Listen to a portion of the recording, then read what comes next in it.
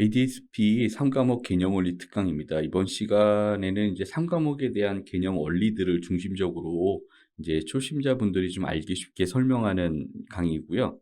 제가 3과목 준비하면서 기본적인 베이스는 이제 미어캣 교재 이 책이긴 하지만 한 가지 더 여기 이 책 그림으로 배우는 스탯 퀘스트 머신러닝 강의라고 하는 책이 있거든요. 이 책이 이제 통계학과 머신러닝의 기초 원리들을 그림으로 설명한 책이어서 제가 잠깐 소개했고요.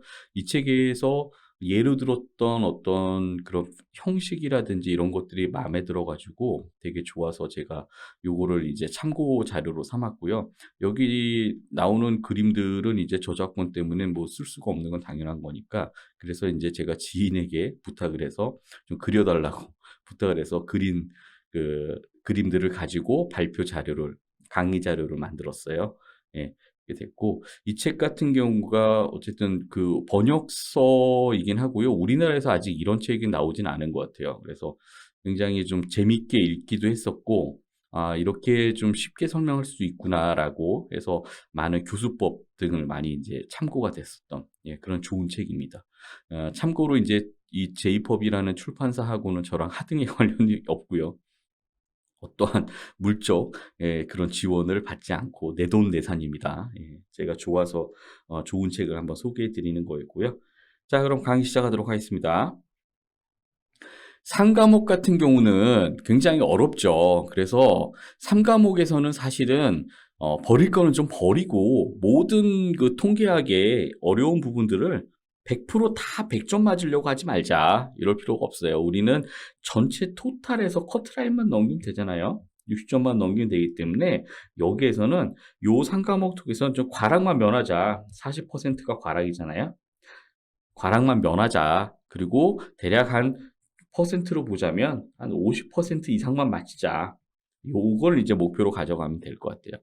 다만 이제 오늘 제가 지금 하고 있는 강의가 3과목의 가장 기본 개념 원리를 설명하는 강의거든요. 그래서 요것만 알고 계셔도 아마 기본적으로 점수들을 많이 깔고 가실 수 있으실 거예요. 그래서 뭐 지금 뭐 아시는 분들, 통계학 전공하신 분들이나 데이터 분석을 이미 뭐 많이 하신 분들은 제 강의를 안 들으시겠죠? 예, 들으실 필요도 없고요. 그래서 어느 정도 아시는 분들은 듣지 마세요. 그냥 뒤로 가기 버튼 누르셔도 상관없습니다. 뒤로 가기 버튼 누르시고요. 정말 이제 초심자분들을 위해서 설명하는 거기 때문에 제가 통계학의 어떤 그런 전공자도 아니에요. 저 역시도 비전공자였었고 그래서 제가 힘들게 공부하면서 아 이런 원리들을 좀 진작에 알았었더라면 좋았을 텐데 이런 것도 있었고 또 이제 눈높이가 비전공자 초심자분들에게 맞추다 보니까 이 딥하게 들어갔을 때 통계학 관점에서 제가 막 강의하면서 막 말하면서 저도 모르게 예를 들면 미세하게 어떤 용어 선정이라든가 이런 부분이 좀 잘못된 부분이 있을 수 있어요. 근데 그런 것들 좀 양해해 주시고 다만 이제 강의 목적에 따라서 이런 초심자분들을 대상으로 이해하기 쉽게 설명하려다 보니 그런 거다라는 차원에서 양해를 해 주시고요. 너무 이제 좀 제가 틀린 점이 있더라도 너무 까칠하게 지적하지 말아 주시고요. 예, 예. 어쨌거나 통계학 전공하신 분들 들으면은 되게 우스우실 거예요. 예. 이제 그럼에도 불구하고 어쨌거나 초심자분들에게는 이런 기초적인 그리고 좀 눈높이 설명하는 게 좀 필요할 것 같다라는 생각에서 이 강의를 기획을 했고요. 여러분들 어쨌든 잘 열심히 들어주시기 바라겠습니다. 시작하겠습니다. 자, 3과목에서 시험을 위해서는 데이터 분석을 위해 최소한의 기본 원리만 좀 바닥에 깔아도 가자. 그래서 특히 뭐가 있냐면 분석 모델이 만들어지는 과정 자체는 우리가 이해하고 있어야 된다는 거 최소한. 어떤 과정을 통해서 아 예측 모델, 분류 모델이 하나 만들어지는구나라고 하는 과정은 우리가 알고 있어야 된다는 거죠. 그래서 데이터 분석의 전반적인 거를 이제 A의 출발에서부터 끝까지 이렇게 쭉 보다 보면 뭐에서부터 출발하냐면 우리가 이 분석이 왜 필요할까? 라고 하는 질문에서 출발해요. 이거 우리 이미 이거를 1과목에서 공부를 했어요. 그죠? 또 1과목에서 어떻게 인사이트를 얻을 것인가도 공부했었죠? 이것도 역시 1과목에 해당되는 내용이고요. 그 다음에 그렇다면 어떻게 분석할 것인가라는 거는 우리가 2과목에서 공부했어요. 이 과목에서 이미 공부를 했죠. 그러면 그 다음에 실제로 데이터를 분석을 하고 그 다음에 내가 만든 모델, 분석 모델을 검증하고 평가를 하는 일련의 과정들, 이런 과정들이 바로 3과목에서 나오는 3과목에서 우리가 배우는 거예요. 그래서 3과목에서는 데이터 분석, 검증, 평가, 그리고 통계학의 영역까지 바로 이제 이 부분이 우리가 3과목에서 공부를 하게 되는 그런 영역입니다. 3과목을 꿰뚫는 어떤 그 맥 내지는 흐름, 예. 보통 뭐 맥이라고 쓰기도 하고, 그 다음에 뭐 플로우라고 쓰기도 하고, 뭐 흐름? 다 같은 말일 것 같아요. 뭐가 됐든지 간에 상관없어요. 3과목을 관통하고 있는 것들을 키워드로 한 5가지 정도만 뽑아봤을 때 저는 이렇게 뽑았거든요. 근데 이건 어디 뭐 책에 나온 얘기가 아니라 제 개인적인 생각이에요. 다를 수도 있어요. 그렇다고 이게 시험에 나오진 않아요. 제가 임의대로 만든 거고 그냥 보면서 이 흐름들을 쫓아가면 3과목이 좀 쉬워지겠다 라는 관점에서 제가 선택을 해본 거고요. 첫 번째로는 확률의 개념, 그리고 두 번째로는 가설 검증의 개념, 세 번째로는 회귀 분석의 개념, 네 번째는 분류, 그 다음에 예측. 자, 이렇게 회귀, 분류, 예측으로 이어지는 어떤 일련의 과정들을 우리가 배우면 비로소 예측 단계에서 우리가 최종적인 목적지가 되는 모델, 분석 모델을 만들고요. 이 모델이라고 하는 거는 일종의 함수 같은 거라고 생각하시면 돼요. 우리가 예를 들면 어떤 상자 안에 무언가를 인풋을 했을 때, 데이터를 인풋을 했을 때 아웃풋으로 예측값을 뱉어주는 이런 일종의 함수들을 모델이라고 부릅니다. 그래서 예를 들어서 어떤 사진이 업로드가 됐을 때 이 사진이 강아지 사진인지 고양이 사진인지를 분류해서 예측을 하는 모델을 개발을 했다라고 했을 때 새로운 강아지 사진을 업로드를 합니다. 그러면 이 모델이 이 강아지 사진을 분석을 한 결과를 뱉어놓는데 이 사진은 강아지일 확률 90%, 고양이일 확률 10%. 그러면 이 분류 모델은 강아지일 확률이 90%라고 예측을 한 거죠. 이게 예측이에요. 99% 그러면 굉장히 높은 확률로 강아지일 거야 라고 이 모델은 예측을 한 거죠. 그런데 내가 예측한 게 실제로 내가 입력한 사진이 진짜로 강아지 사진이 맞아? 라는 걸 검증을 해봐야 되겠죠. 그게 바로 여기서 나온 검증과 평가 영역에 해당하는 거예요. 그렇죠? 그래서 검증과 평가를 거쳐서 내가 예측한 이 분류 모델이 99.999%의 정확도를 가지고 있어 매우 정확해 라고 한다면 이것들을 응용해서 뭘로 만들 수 있냐면 서비스로 개발할 수 있는 거죠. 예를 들면 휴대폰에 애플리케이션 서비스로 개발할 수 있고 혹은 웹 서비스로 개발할 수도 있죠. 그리고 이거 개발을 해서 이거를 상품화 시킬 수도 있는 거죠. 그죠?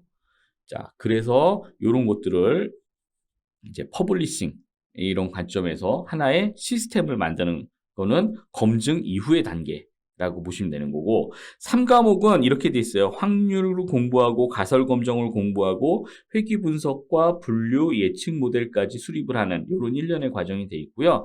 3과목에서 빠지는 게 뭐가 있냐면 데이터 시각화가 빠져요. 이건 ADP나 빅데이터 분석 기사 시험에는 들어가는데 시각화가 빠져 있고요. 그 다음에 또 뭐가 빠져 있냐면 비정형 데이터 분석이 빠져 있어요. 다른 말로 책에 따라서는 이거를 자연어 처리, 자연어 분석 이렇게 부르기도 합니다.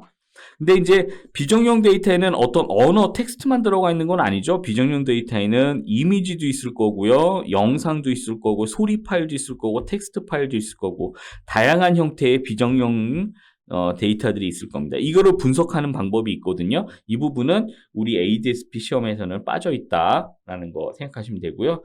지난 회차에서 이게 시험 나와가지고 데이터진흥원에서 점수를 다 맞게 해줬어요.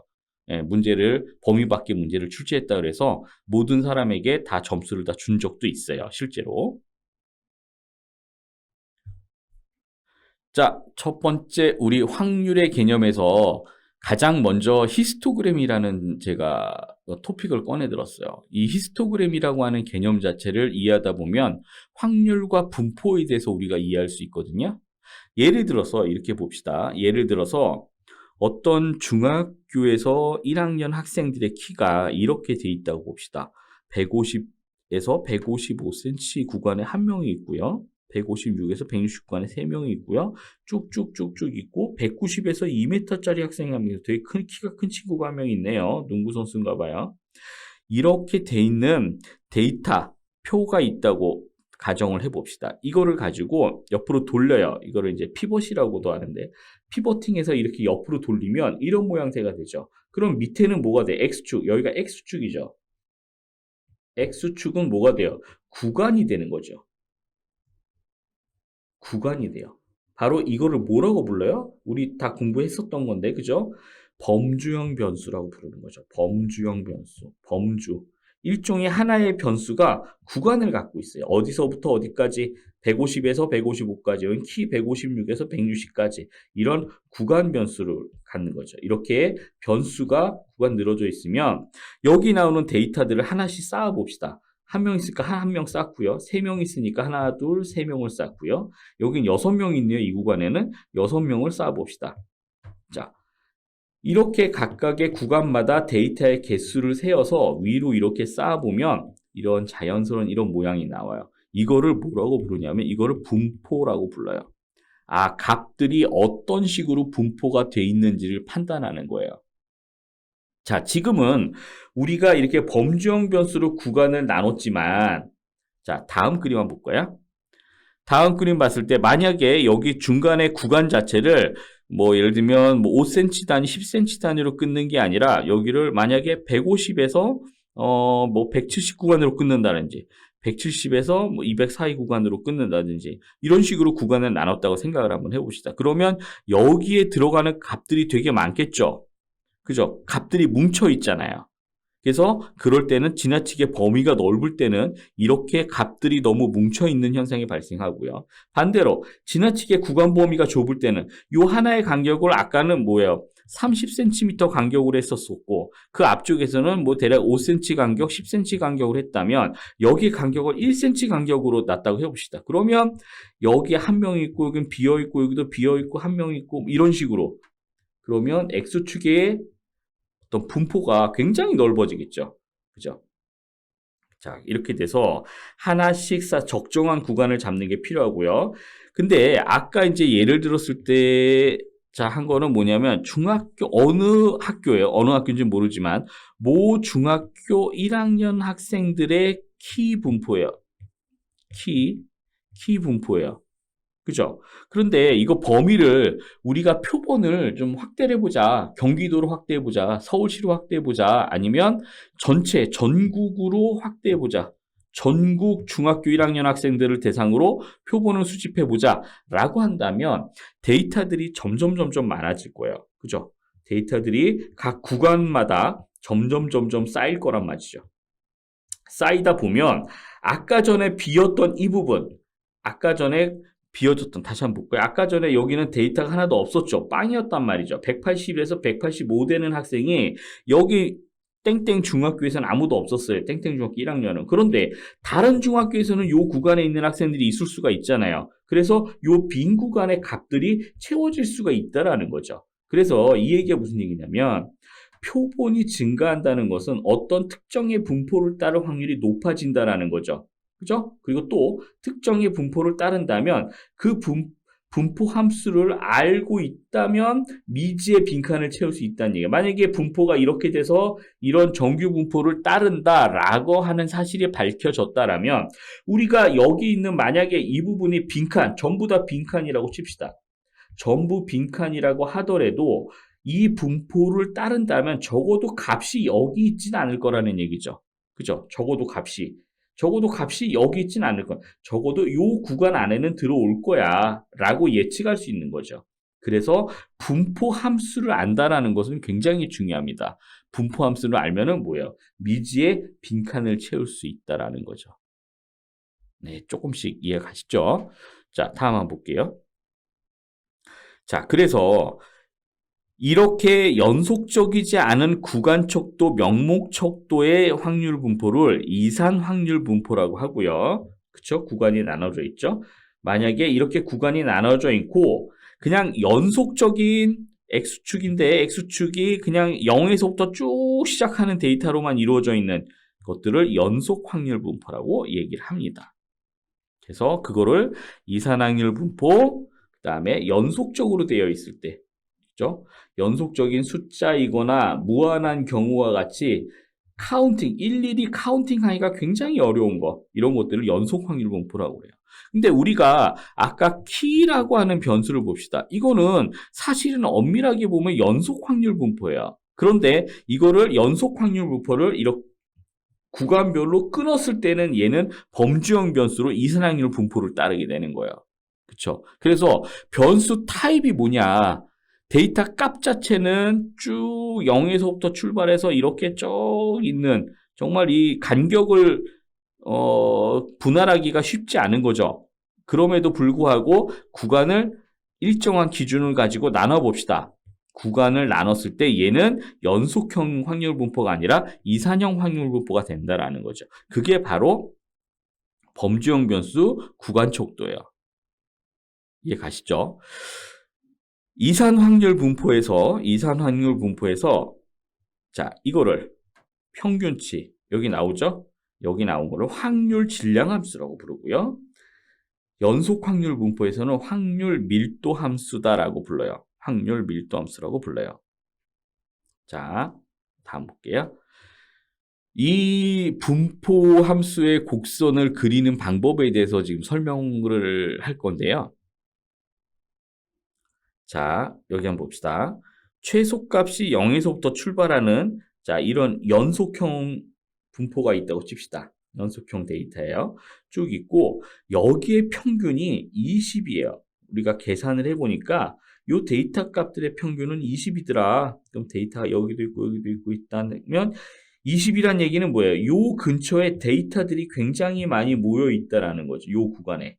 그죠? 이 구간에 평균을 중심으로 데이터들이 막 모여 있겠죠. 그래서 이거를 아까 설명드린 히스토그램처럼 한번 쌓아보는 거예요. 위로 이 개수들을 카운팅해서 쌓아보니까 어떤 모양이 되느냐? 이런 형태의 보통 정규 분포 곡선이라고 하는데 정규 분포를 모양새가 나오더라. 근데 이런 모양새도 또 뭐가 결정이 되냐면 평균과 관계 있어요. 곡선의 중심을 평균의 위치를 시킵니다. 곡선의 중심을 요 평균의 위치를 시켜요. 자, 그리고 나서 좌우의 폭이라고 하는 건 뭐예요? 만약에 곡선이 이렇게도 생길 수 있지만 이렇게 높게도 생길 수 있죠. 그죠? 요거는 약간 높은 곡선, 요거는 높이가 낮은 곡선이죠.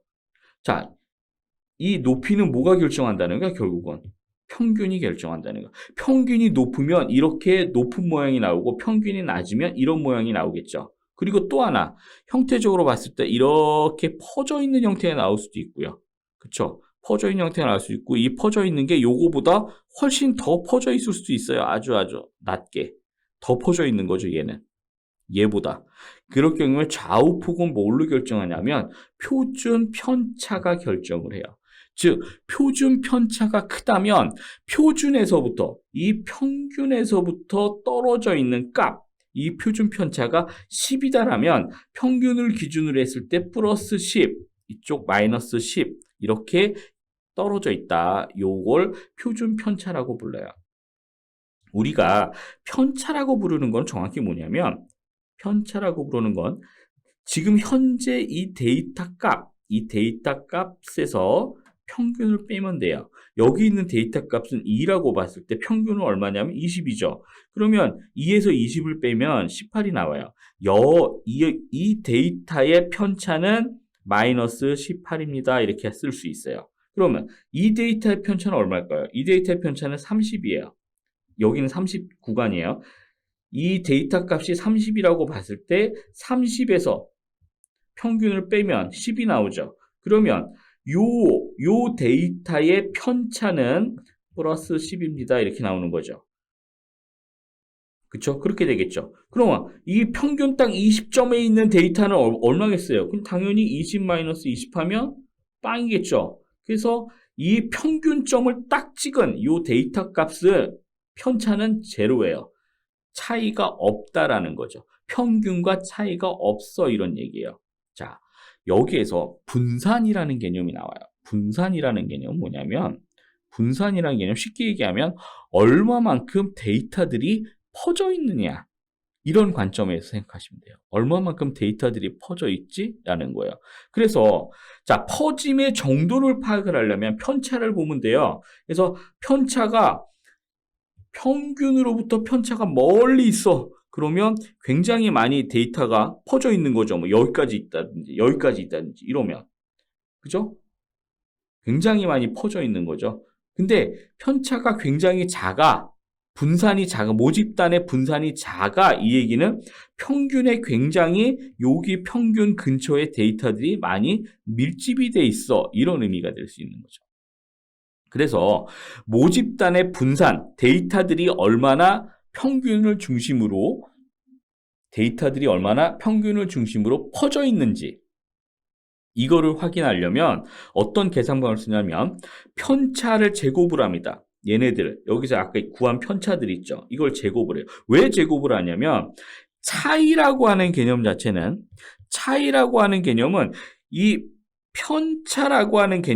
편차라고 하는 개념에서는 뭐 왼쪽으로 마이너스니까 왼쪽으로 얘는 오른쪽으로 이런 개념이 있을 수 있지만 분산이라고 하는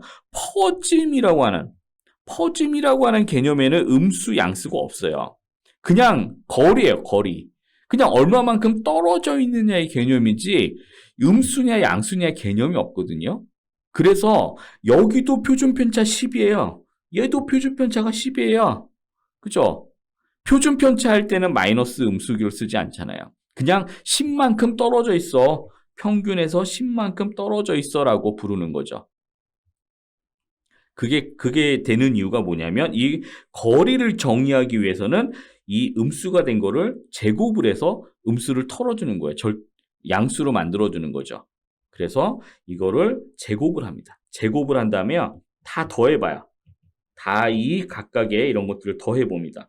만약에 데이터들이 퍼져 있다라면 이런 식으로 엄청나게 데이터들이 막 퍼져 있다라면 이 모집단의 분산값을 계산해보면 이 편차들의 제곱에서 다 더해보면 굉장히 값이 클 거예요. 무엇보다 상대적으로 이런 정상적인 정규분포 형태를 따르는 데이터셋보다 얘의 분산이 굉장히 클 거라고요. 왜? 여기 있는 데이터들을 다 제곱을 해서 다 더해버렸으니까. 그죠? 그래서 모집단의 분산은 편차를 제곱을 한 거를 다 더하면 돼요. 그리고 나서 뭘로 나누냐면 모수로 나눠버리면 모집단의 분산이 돼요. 나중에 자유도라는 개념이 나오는데 자유도라는 개념은 좀 이따가 설명드릴게요. 지금 설명드리면 너무 어려우니까 뒤에 다 적어놨습니다. 자, 모집단의 분산 뭔지 아시겠죠? 편차 제곱의 합이다. 그래서 이런 편차들을 제곱해서 더한 거를 모집단의 분산이라고 부르고요. 분산이라고 하는 건 뭐냐면 편차 제곱의 평균이에요. 이런 것들이 평균적으로 값들이 그럼 얼마만큼 떨어져 있어? 평균 얼마만큼 떨어져 있어? 이런 걸 우리가 알 수 있죠.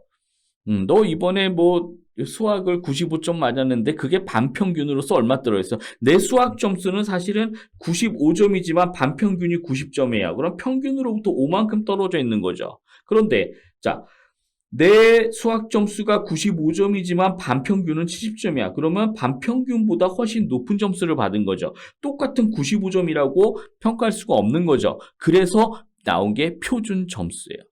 표준 편차를 가지고 이야기하는 거예요. 그래서 표준 점수를 가지고 절대 점수로 내가 100점, 90점 맞았어, 99점 맞았어. 그럼 다른 학교의 99점이랑 똑같아 이렇게 볼 수가 없는 거죠. 다른 학교의 모의고사 문제도 다르고 다 다를 수 있으니까. 기말고사 문제가 다를 수 있으니까. 그래서 표준 점수로 환산해보자 라고 만든 게 표준 점수고요. 표준 편차는 이것들을 이제 표준화시킨 거예요. 그래서 뭘로 표준화시키냐면 이렇게 나온 분산, 편차 제곱을 해서 평균을 냅니다. 그럼 각각의 데이터값, 이 데이터값은 평균 얼마만큼 떨어져 있어 라고 하는 평균값이 나올 거고요. 그 평균값에다 루트를 씌우면 즉 분산의 루트를 씌우면 그게 표준편차입니다. 그래서 표준편차 10이 그래서 구해진 거예요. 예, 말이 제가 좀 빨리 했지만 평균과 분산 표준편차라는 개념은 굉장히 나중에 뭐 어떤 회귀 분석을 들어가건 뭘 들어간 간에 굉장히 중요한 개념이라서 제가 좀 설명을 좀 많이 드렸고요. 자, 넘어갑시다. 자, 연속 확률 분포다. 아까 전에 설명한 거예요. 이산화탄 구간이 넓을 경우, 그 다음에 자, 이것들을 이산화탄 분포, 확률, 질량 함수. 만약에 연속 확률 분포라고 그랬을 때는 뭐라고 불러요? 확률 밀도 함수라고 부른다고 그랬죠? 두 개가 약간 달라요. 자, 연속 확률 분포에서 가장 많은 분포의 형태가 정규 분포라고 부르는, 그죠? 가우스 분포라고도 부르는데, 이 정규 분포의 형태를 대부분의 많은 연속 확률 분포를 가진 데이터들이 이런 분포를 가지고 있어요. 그래서 대부분의 만약에 이런 정규 분포 형태를 따른다라고 가정을 하고, 만약에 그 정규 분포를 따르는 게 맞다면 우리는 뭘 할 수 있냐면 바로 표준 편차를 구하고 했을 때 데이터들이 어느 정도 어떤 모양을 가지고 있구나, 이런 분포를 가지고 있구나, 혹은 표준 편차를 구했을 때 표준 편차가 굉장히 좁아. 그러면 평균을 중심으로 했을 때 데이터들이 퍼져 있는지 이렇게 뭉쳐져 있는지 알 수 있죠. 뭘로? 바로 평균으로부터의 바로 이 표준 편차 값을 구함으로써. 표준 편차. 글씨 대놓게 못 쓴다, 그죠? 예, 글씨 대놓게 못 써요. 죄송해요.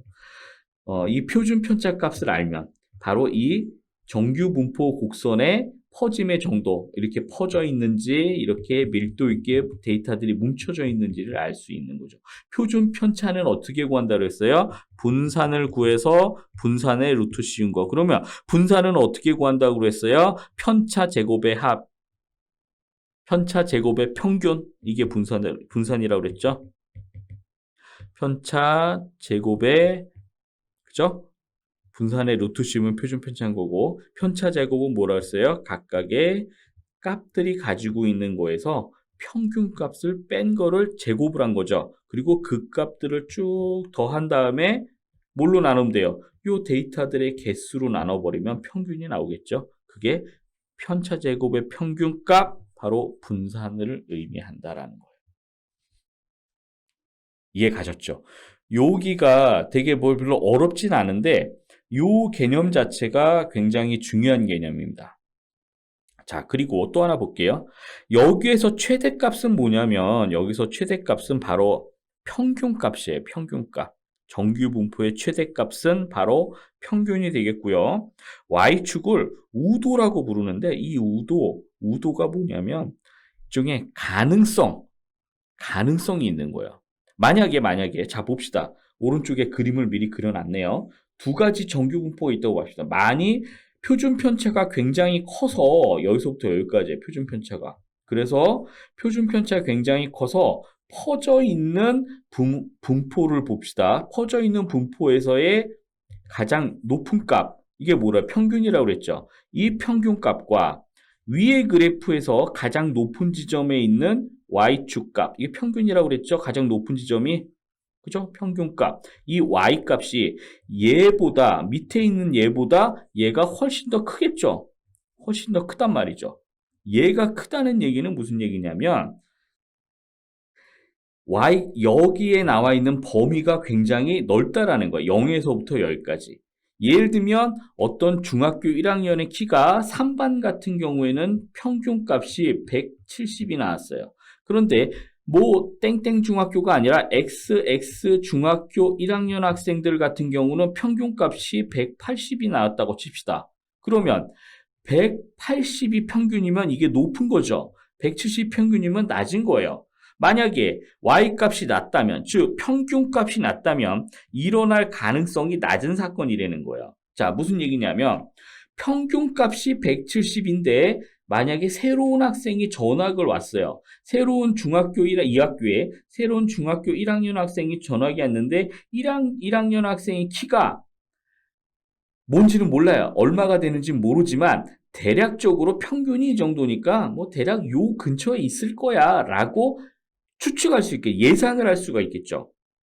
그쵸? 그러면 y값이 여기라면 만약에 이 친구가 누군지 모르겠지만 새로 전학 온 친구의 키가 뭐 190cm 이상일 확률이 많이 있을까요? 이걸 가능한 확률이 좀 있을까요? 낮겠죠, 아무래도. 그래서 라이클리후드는 뭐냐면 일어날 가능성이 굉장히 낮아져요.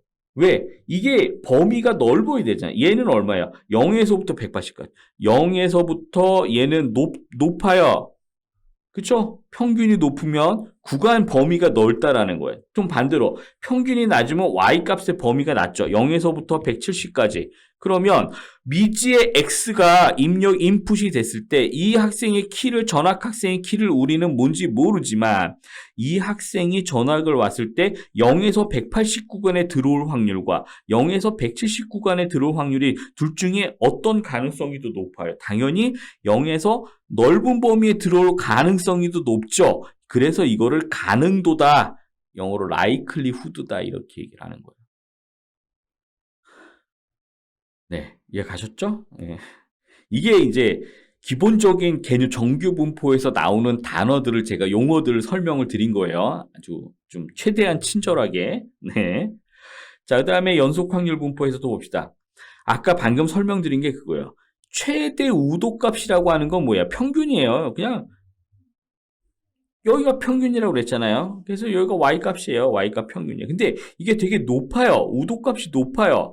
최대 우도값이 높다는 얘기는 뭐냐면 평균이 높다는 얘기예요. 그 얘기는 즉 분산이 작다는 얘기예요. 분산이 작죠.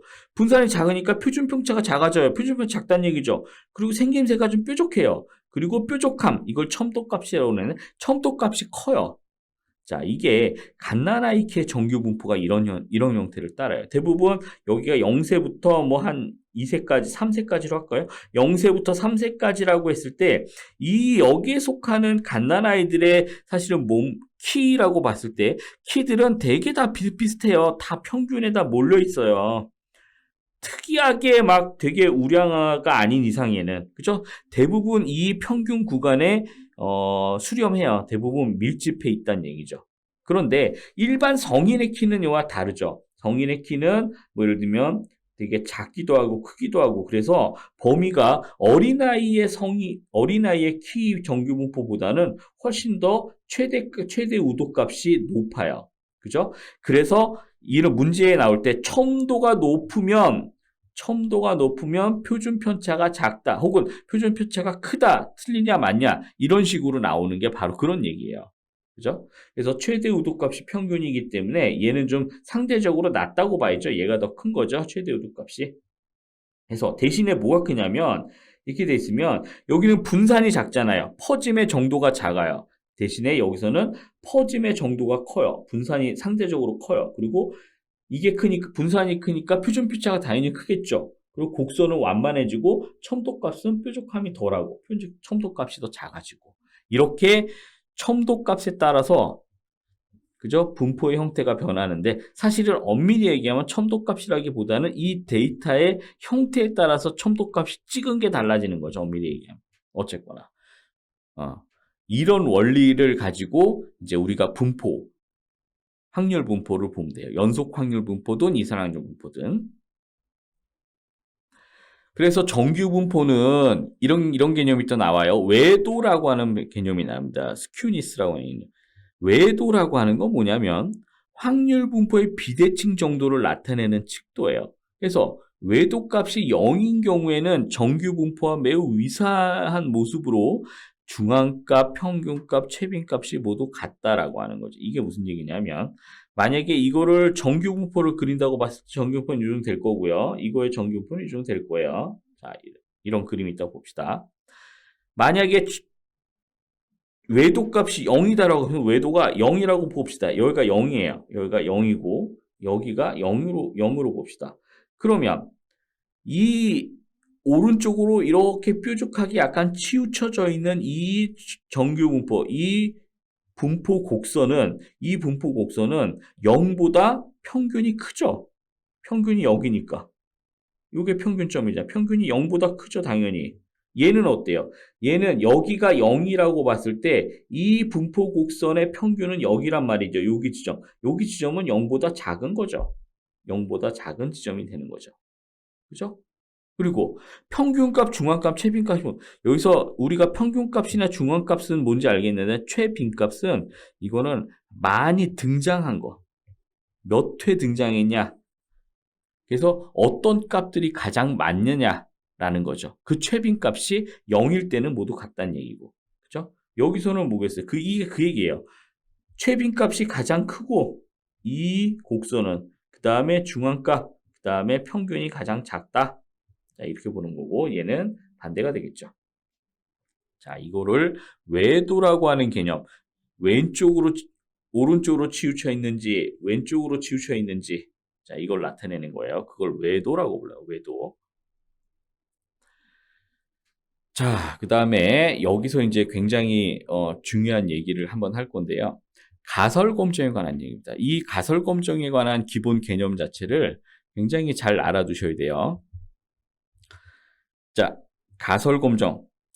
자, 경찰이 있죠. 폴리스가 있어요. 자, 여기는 범인이 있어요. 범인이. 여기를 서스펙트. 용의자라고 봅시다. 자, 경찰이 이 사람에게 살인 혐의로 체포당했어요. 이 사람이. 그래서 이 용의자는 뭐냐면 네가 사람을 죽였지? 응? 지난밤 어디서 이렇게 피가 뚝뚝 떨어진다고 봅시다. 핏방울이 떨어지고 있고요. 자, 네가 이런 칼을 가지고 지난밤에 어디서 살인을 저질렀지 이놈아 라고 신문을 합니다. 그랬더니 용의자 X가 뭐라고 했냐면 아닙니다. 나는 범인이 아닙니다. 주장을 하겠죠. 나는 무죄야. 나는 범인이 아니야. 난 결백해. 난 무죄야. 무죄를 주장을 합니다.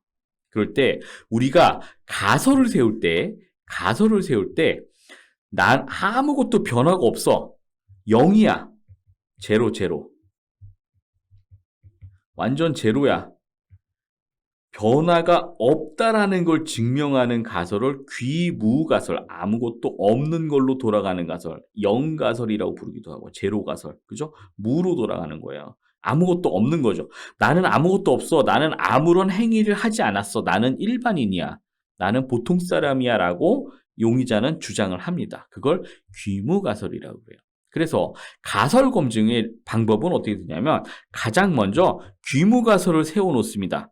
귀무가설을 세우고 거기에 맞는 대립가설을 세워요.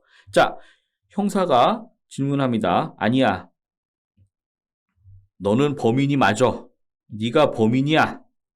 자, 그러면 이 사람이 경찰이 이 용의자를 범인이라고 의심하는 이유가 있겠죠? 증명을 합니다. 자, 피 묻은 옷, 살해 현장의 지문, 그리고 손잡이의 지문 이런 거를 봤더라도 너의 지문이 묻어 있어. 그래서 이걸로 봤을 때 너는 범인이야. 그런데 여기에서 아니 옷에 지문이 묻은 거는 어저께 이 사람 만나서 내가 어깨동무하고 그래서 옷에 지문이 묻은 거고 이 사람이 옆집이라서 그래서 문고리에 지문이 묻은 거지 자주 놀러 왔기 때문에 그렇다고 해서 그게 살해의 증거라고 보기는 어렵지 않느냐라고 주장을 합니다. 그러면 이때는 뭐가 필요해? 결정적인 증거가 필요하죠. 그래서 조사를 하다가 이 칼에 있는 거를 국과수로 보냈더니 국과수에서 이 칼에 있는 지문이 이 용의자 것이 맞다라고 감정서를 보내왔어요. 아하. 자, 그러면 이제 또 얘기합니다. 아까 우연하게 이 사람의 옷에, 이 사람 집 손잡이에, 이 사람 집안의 손잡이에 너의 지문이 이웃이니까 왕래하면서 묻을 수는 있다 쳐. 그거는 뭐 우연이라도 일어날 수 있는 일이야. 하지만 범행에 사용됐던 칼, 그 범행 도구의 손잡이에 너의 지문이 묻어 있을 확률은 얼마예요? 0.00001%야. 내가 확률 계산해봤어. 그러면 그 범행 도구로 쓰인 칼의 손잡이에 용의자의 지문이 묻어있을 확률이 0.0000001%라는 얘기는 무슨 얘기냐면, 바꿔 얘기하면 이렇게 일어날 수 있는 확률이 극히 드물다는 얘기가 되겠죠. 굉장히 드물다는 얘기예요. 이거에 일어날 수 있는 확률은 굉장히 드물다는 얘기예요. 그래서 굉장히 드문 일이 일어났다는 얘기는 반대로 얘기하면 너는 고의로 이런 일을 발생시켰어. 즉 원인이 있고 그거에 관한 결과로 볼 수 있어. 인과관계가 있어. 상당한 유의성이 있어. 그래서 귀무가설, 네가 세운 귀무가설, 나는 영이야, 나는 결백해라고 하는 귀무가설을 기각시키는 거죠.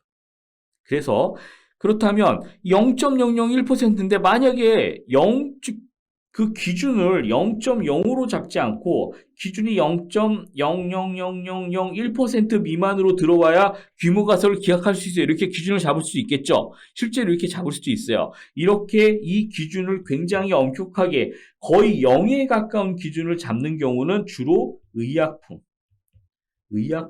약품 개발할 때 사람에게 부작용이 있으면 안 되잖아요. 그래서 그럴 때 굉장히 엄격하게 적용을 합니다. 그래서 이렇게 어떤 기준을 가지고 일어날 수 없는, 도저히 일반적으로는 일어날 수 없는 확률이냐, 이걸 계산을 하는데 대부분 일반적으로 쓰이는 확률을, 그래서 이거를 유의 수준이라고 하고요. 이 유의 수준은 대부분 0.05, 확률로 보면 5% 미만 기준을 굉장히 많이 사용을 합니다. 그런데 우리가 이제 대학원에서 논문을 쓰거나 어떤 뭐 학위 논문을 쓸 적에는 검증할 때 0.05, 5%가 아니라 약 1%로 잡기도 해요. 그만큼 1% 미만의 확률이라고 그러면 이거는 굉장히 일어나기 어려운 확률이거든요. 근데 그게 일어났다면 뭔가가 이유가 있고 일부러 발생을 시킨 거다라고 보는 거죠. 그래서 귀무가설, 아무것도 아니야, 아무 일도 아니야, 아무 일도 일어나지 않았어라고 하는 귀무가설을 기각시켜버릴 수 있는 거죠. 0.0에서부터 0.05 사이에 들어온다라면 귀무가설을 기각시킬 수 있는 영역이다. 그래서 이거를 뭐라고 부르냐면 이거를 기각역 이렇게 불러요. 귀무가설을 기각시킬 수 있는 영역이다, 이런 뜻이죠. 만약에 유의 수준을 좀 낮게 잡으면 0.01로 잡으면 0에서부터 0.01 구간 안에 들어와야 이 귀무가설을 기각할 수 있는 거죠. 굉장히 엄격하죠. 그래서 기각력이 굉장히 좁다. 요거보다는 상대적으로는 굉장히 기각 영역이 좁다라는 걸 알 수 있는 거죠. 그러면 그 기각력이라고 하는 거를 바로 우리가 앞서 본, 자, 정규분포를 한번 봅시다. 정규분포. 이 그림이 깨끗하니까 여기를 한번 볼게요. 이게 정규분포라고 봤을 때, 자, 여기서부터 여기까지는 이게 평균이거든요. 일어날 수 있는 확률이 굉장히 높은 구간이고요. 여기 구간이에요. 0에서부터 확률이 제로인 구간인 거죠. 0에서부터 0.5%면 여기 구간이야. 즉 뭐예요? 키로 봅시다. 키. 아까 키를 예를 들었으니까. 모 중학교 1학년이 다른 곳에 있다가 전학을 와서 어떤 키를 가지고 있는지 모르지만 이 학생의 키가 대부분 여기 들어올 거야 라고 생각을 했는데 이 학생의 키가 무려 197cm였어요. 굉장히 키가 크죠. 그러면 일반적으로 보편적으로 일어날 수 있는 범위는 뭐 150에서 170 사이가 되게 구간이 많은데 그거를 뛰어넘어 버려서 197cm의 중학교 1학년 학생이 들어올 수 있는 확률이 여기에 들어가 버린 거죠. 굉장히 드문 확률인 거예요. 그죠? 드문 확률로 들어온 거예요. 그래서 여기 들어올 수 있는 확률은 굉장히 작은데 이 확률이 일어난 거라고 볼 수 있는 거죠. 굉장히 낮은 확률의 일이 발생했다라고 볼 수 있는 거야. 높은 확률의 일이 발생한 게 아니라 만약에 이 중학교 학생이 그냥 아주 보편적인 뭐 155cm의 키를 가진 중학교 1학년 학생이다라고 했을 때는 보통의 평균치에 근접하고 있는 이 구간, 표준 편차 구간 안에 들어왔을 거예요. 그죠? 이게 일반적인 거고 여기는 되게 일반적이지 않은 케이스죠. 그래서 기각력이라고 하는 거는 굉장히 일어나기 힘든 일인 거예요. 그래서 기각력을 설정을 해놓고 굉장히 일어나기 힘든 일인데 여기 들어왔어? 그러면 그때 귀무가설을 기각시켜버리는 거예요. 그리고 나서 대립가설이 맞어! 라고 하는 거죠. 그때 숫자, 이 0.05라고 하는 숫자가 뭐가 들어오냐면 바로 분석을 하고 검증을 했을 때 p-value라고 하는 통계 분석 결과값이 나오거든요. R이나 파이썬을 돌리면 t-검정을 하든 뭐라든지 간에. 그러면 이때 나오는 p-value, p 값이라고 하는 게 바로 이 기각력에 들어가는지 0에서부터 0.05 사이 기각력에 이 p 값이 들어오는지 안 오는지를 보는 거예요. 우리가 분석할 때는. 무슨 얘기인지 아시겠죠? 그래서 p-value가 기각 영역 안에 들어오면 귀무가설을 기각한다. 맞는 말이죠. 또 p-value가 유의수준보다 작다면 어때요? 귀무가설을 기각하고 대립가설을 채택할 수 있는 거죠. 그런 얘기예요. 이 말이 되게 헷갈리는데 제가 지금 설명드린 것만 머릿속에 기억하시면 하나도 안 헷갈려요. 굉장히 간단해져요. 그래서 통계 분석 결과 보니까 P값이 유의수준보다 훨씬 작아. 유의수준 0.05인데 0.05보다 작아. 따라서 너의 증거가 우연히 발생할 수 있는 확률은 5% 미만이야. 그러므로 너의 귀무가설, 네가 무죄라고 하는 귀무가설은 기각하고 나의 대립가설, 너는 유죄야라고 하는 대립가설을 채택을 할 거야 라는 거죠. 자, 이게 가설검정의 처음과 끝이에요. 굉장히 쉽죠? 어렵지 않죠? 예. 그래서 자, 가설 검정은 항상 이런 식이에요.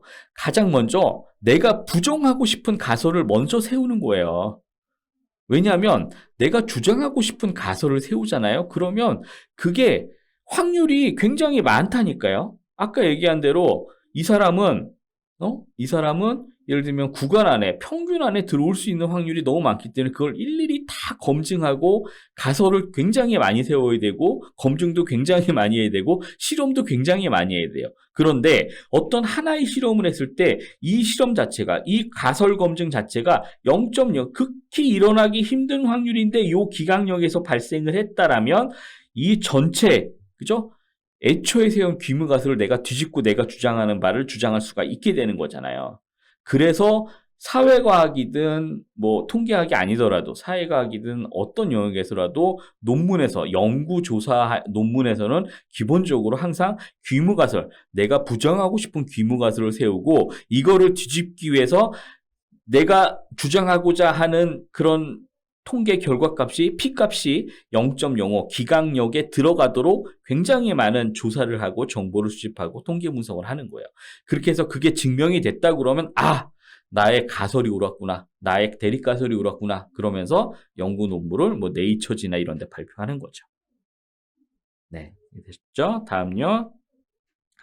자, 가설 검증 얘기 나오면서 1종 오류와 2종 오류에 관한 얘기를 빼놓을 수가 없어요. 1종 오류는 뭐냐면 귀무가설이 사실인데 귀무가설이 틀렸다고 결정하는 오류예요. 1종 오류. 귀무가설 자체가 사실인데 귀무가설이 틀렸다. 아까 얘기한 대로 뭐야? 아까 형사가 그랬어요. 너는 범인이야. 그래서 귀무가설을 기각하고 나의 주장 유죄라고 하는 대립가설을 채택을 할 거야 라고 했는데 실제로 이 사람이 정말 억울하게 누명을 써서 이 사람이 자는 동안에 누가 자기 지문을 갖다 묻힌 거야.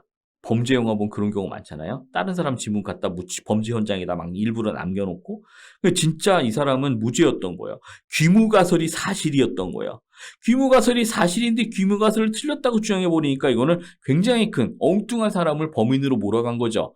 굉장히 큰 오류예요. 그래서 1종 오류가 더 사실은 더 위험해요. 그죠? 그래서 자, 이런 경우죠. 그래서 1종 오류가 용의자가 범인이 아닌데 사실인데 귀무가설을 채택해야 되는데 얘를 기각을 시켜버리고 대리걸 채택한 경우죠. 굉장히 억울한 경우죠. 네, 그걸 1종 오류라고 그래요. 즉 귀무가설은 사실인데 얘를 기각시켜버리는 경우 1종 오류. 그죠? 반대 경우는 뭐겠어요? 반대 경우는 얘가 사실이 아니야. 귀무가설이 사실이 아니야. 즉 귀무가설이 사실이 아니라는 얘기는 뭐야? 나는 범인이 아니에요라고 주장했는데 그게 사실이 아니라는 얘기죠. 그럼 얘가 진짜 범인인데 뻥치고 있는 거죠. 거짓말을 하고 있는 거죠. 그래서 거짓말하고 있는데 증거가 안 나타나. 증거를 발견할 수 없어. 도무지 너무 꼼꼼하게 완전 범죄를 증거를 발견할 수가 없어. 그러면 실제로는 얘는 뭐야? 실제로는 거짓이야. 즉 범인이야.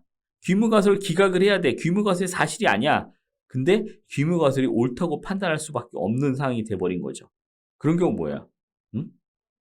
그런 경우 바로 이런 경우죠. 용의자가 범인이 맞아. 거짓이야. 기각해야 돼. 귀무가설을. 그런데 기각을 못하고 그냥 채택을 해버리는 거예요. 범인이 풀려나죠. 나의 대립가설이 오히려 기각이 됐어. 나의 대립가설, 얘는 범인이야라고 하는 게 기각이 된 거죠. 범인이 풀려나는 거죠. 자, 이게 그 얘기예요. 자, 지금까지 설명한 얘기. 자, 그래서 대립가설, 대안가설이라고 영이 아님을 주장하는 가설입니다. 용의자는 범인이야. 자, 귀무가설은 영가설, 무로 돌아가는 거. 용의자는 범인이 아니다. 나는 결백하다. 나는 영이다. 나는 아무런 행위를 하지 않았다. 제로다, 제로. 내가 한 일은 없다. 이거죠. 귀무가설입니다. 자, 가설 검증 살펴봤습니다.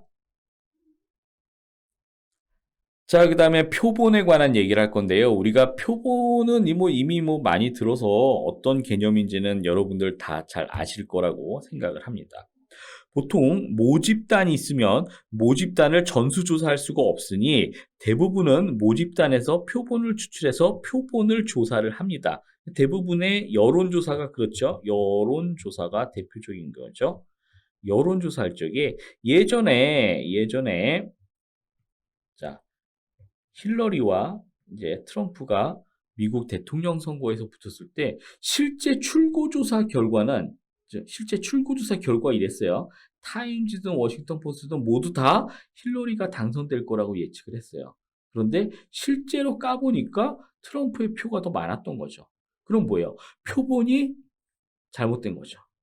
잘못했다기보다는 이 여론조사, 이 출구조사를 했을 때 표집한 표본이 진심으로 대답을 안 한 케이스죠. 그러면 표집이 잘못된 거예요. 표본을 잘못 채집한 거예요. 표본을 잘못 고른 거예요. 제대로 자기의 실제 결과를, 자기의 행위를 속이는 표본이 여기에 굉장히 많이 낀 거예요. 그러니까 이런 엉뚱한 결과가 나오는 거죠. 그래서 표본은 굉장히 중요하다. 표본이 잘 뽑혀야 모집단, 실제 모집단이 투표한 것들을 우리가 알 수 있는 거지. 출구조사를 했는데 이 해필이면 출구조사한 표본이 편향적이야. 어느 특정한 정당이 편향적이라면 모집단의 대표성을 표본이 가질 수가 없는 거죠. 그런 얘기는 무슨 얘기냐면 표본 자체가 아무리 어떤 데이터 값을 결과를 내놓고 표본의 평균을 구하고 분산값을 구하고 어떤 모양의 정경수를 따르고 있고 다 계산했다 치더라도 얘를 신뢰를 할 수가 없는 거예요. 그래서 표본을 내 신뢰도를 얻는 거. 표본이 모집단을 대표할 수 있느냐, 이거를 대표성이라고 불러요. 표본의 모집단을 대표할 수 있는지는 굉장히 중요한 일입니다. 그래서 표본을 나중에 검증하기도 해요. 그렇죠? 그래서 표본을 또 잘 뽑기 위한 여러 가지 방법들이 굉장히 많아요. 이해하셨죠? 자, 아까 가설 검증에 관한 거 하나만 더 봅시다. 이게 플러스 검증이 아니라 사실 T자인데 이 서체가 T자가 그냥 플러스로 나오네요. T 검증이에요. T 검증. 자, 가설 검증을 한번 봅시다. 예를 들어서 꽁꽁 공장에서 생산되는 지우개의 평균 중량은 50g 이하다라고 하는 가설이 세워봅시다. 50g 이하다. 그럼 이거는 귀무가설인 거죠. 내가 주장하고 싶은 거는 야, 우리 회사에 여기 공장에서 생산되는 지우개의 평균 중량은 55g이야. 50g은 너무 작은 지우개야. 라는 거죠. 내가 주장하고 싶은 거는 50g 이상이다라는 거고. 그러면 가설을 먼저 나와 내 주장과 반대되는 귀무가설을 먼저 세웁니다. 그래서 지우개 중량 50g 미만 이하다라고 하는 귀무가설을 수립했다고 가정해 보면 다음과 같이 R에서 T검정을 수행할 수 있어요. T검정 수행하는 코드는 굉장히 간단해요. 그냥 T테스트 적으면 돼요. T테스트 적으면 되고 내가 원하는 데이터셋을 지정해 주고요. 50 값을 지정을 해주고, 그 다음에 그레이터, 얼터너티브 그레이터는 뭐냐? 반대 방향은 레스를 사용한다 그랬고, 이거는 일종의 파라미터거든요. 파라미터를. 근데 내가 주장하고 싶은 거는 사실은 50 이상, 50보다 50을 초과한다라는 거잖아요. 그죠? 귀무가설이 50보다 이하다, 50 이하라는 얘기고. 그래서 t-테스트 할 때 파라미터를 넣는 거는요, 뭘 넣냐면, 얼터너티브 하이포테시스. 뭐냐면, 대립가설을 넣어요. 여기다가. 대립가설의 그레이트니까. 대립가설의 파라미터를 집어넣습니다. 여기다, 코드에다가 집어넣는 거는 귀무가설의 파라미터가 아니에요. 그거 유념하시고요. 자, 이렇게 해서, 우리 뭐 코드 몰라도 돼요. 어쨌든 T검정을 돌려봤어. T검정을 돌려보니까 DF는 자유도를 의미하거든요. 이거 나중에 설명드릴게요. DF는 자유도를 의미하고, 밸류값, P밸류 값이 앞에서 뭐라 그랬어요? 이러한 일들이 일어날 확률을 P밸류라고 했죠. 통계 분석에서 결과로 떨어지는 P밸류라고 하는 값은 어떤 의미를 갖느냐면, 이러한 일들이 이런 조건이 걸렸을 때 이러한 조건의 일들이 일어날 수 있는 확률을 의미해요. 0.012 이건 뭐야? 0.05보다 작은 거죠, 당연히. 얘가 더 작죠. 0.05가 더 크죠. 그러니까 이거를 유의 수준으로 봤을 때 귀무가설을 기각할 수가 있는 거죠. 그리고 나의 대입가설, 요 그레이터, 이거보다 커라고 하는 대립값을 채택을 하는 거죠. 그래서 검정 통계량, 얘는 T값은 어떻게 구하냐면 T값 자체, 지금 이제 우리는 P밸류를 먼저 살펴봤고요. 이 T값은 이 프로그램 R에서 통계 프로그램을 이용해서 계산을 한 거지만 손으로도 계산할 수 있어요. 뭘로 계산할 수 있냐면 이 weight라고 하는 데이터셋의 데이터의 표준 편차분의 표본의 평균, 이거의 표본 평균을 먼저 구하고요. 마이너스 모평균, 그죠? 이거를 뺍니다. 그리고 표준 편차로 나눠버려요. 그게 바로 T검정 값이에요. 자, T검정값 이렇게 구하고요. 간혹가다 이거를 왜 제가 여기다 놨냐면 간혹가다가 문제에서 T검정 값을 계산하라는 문제가 나온 적이 있었어요. T검정은 이렇게 계산을 합니다. 자, 드디어 회귀분석입니다. 회귀분석 정말 중요하죠. 예. 기본적인 회귀분석의 뭐 대략적인 개념 정도는 알고 계실 거예요, 아마도. 하지만 여기서는 제가 이제 좀 가능하면 어쨌든 초심자분 대상이니까 가능하면 정말 좀 쉬운 용어들을 중심으로 해서 저도 어려운 단어 못 쓰지만 예, 가능하면 좀 친절하게 설명 노력을 했는데 여러분들 어떻게 받아들여 주실지 모르겠네요. 자, 봅시다. 일단은 회귀라고 하는 단어에 먼저 저는 좀 포커스를 맞추고 싶어요. 회귀, 돌아간다는 얘기죠. 다시 돌아가는 거죠. 나 다시 돌아갈래 하고는 박하사탕이라는 영화도 있었지만 회귀는 어디에 돌아간다는 거예요. 왜 근데 회귀라는 단어를 썼을까? 이거를 살펴보면 예전에는 골턴이라고 하는 유전학자가 부모의 키와 자식의 키의 연관관계를 막 연구하다 보니까 부모와 자녀의 키 사이에 선형적인 관계가 있더라. 여기 선형이라고 하는 거는 라인 타입이란 얘기예요. 라인 타입이다. 선의 모양을 가지고 있다는 거죠. 이 라인을 의미해요.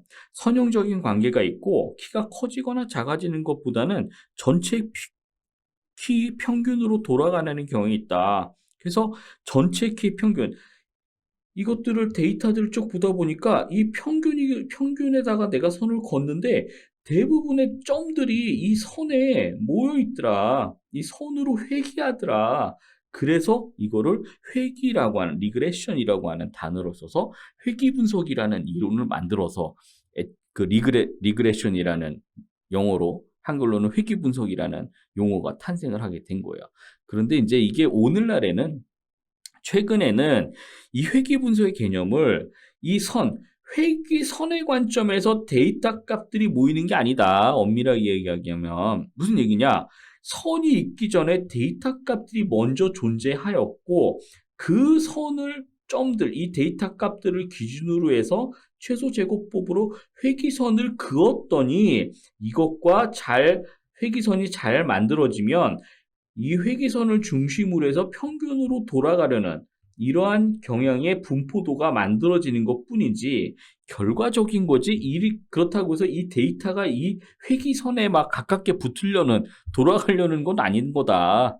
예, 이렇게 주장하는 최근도 아니죠. 오래됐죠. 그러는 오늘날에 있어서는 그래서 용어를 다른 용어로 바꿔야 된다 이런 수학자들도 있습니다. 여담이었고요. 이런 얘기 잘 못 들어보셨죠. 네, 그렇습니다. 그래서 여기서 볼 수 있는 거는 일단은 인과관계가 존재해야 된다는 거예요. 이 그래프를 보면 우리가 흔히 보는 그냥 1차함수 그래프예요. x값이 얼마일 때 y값이 얼마다라는 거. 즉 무슨 얘기냐면 이렇게 그어진 선이 만약에 이건 가정을 해보는 거야. 만약에 이 선이 정말로 정확도가 굉장히 높은 99%의 정확도를 가지는 예측하는 함수다라고 한다면 우리가 여기에 x값이 뭐가 온지 몰라도 여기에 값이 정확히 어디 있는지 몰라도 이 함수를 알고 있다라면 요 지점에서 요 x값이 미지의 수 요 지점에서의 y값을 우리는 예측을 할 수 있게 되는 거죠. 그래서 회귀 분석이 예측에 쓰인다는 이유는 바로 이런 이유 때문에 그렇습니다. 자, 좀 더 한번 뜯어볼게요. 그래프를 좀 더 뜯어봅시다. 이렇게 x축과 y축 이렇게 있고요. 네, 그림 예쁘죠? 예. 자, 회귀 추세선이 이렇게 그어져 있다라고 봅시다. 이거를 회귀선이라고 부르는 책도 있고요. 회귀 추세선이라고 부르는 책들도 있어요. 뭐 상관없어요. 같은 선입니다. 이렇게 데이터들이 분포가 돼 있다고 칩시다. 이렇게 데이터들이 분포가 돼 있고요. 먼저 설명드릴 개념은 오차와 잔차의 개념이에요. 두 개 비슷한데 오차와 잔차는 뭐가 다르냐면 우리가 여기에 데이터가 이렇게 있다고 봤을 때 예를 들면 요 데이터는 어떤 데이터냐면 표본의 데이터라고 했을 때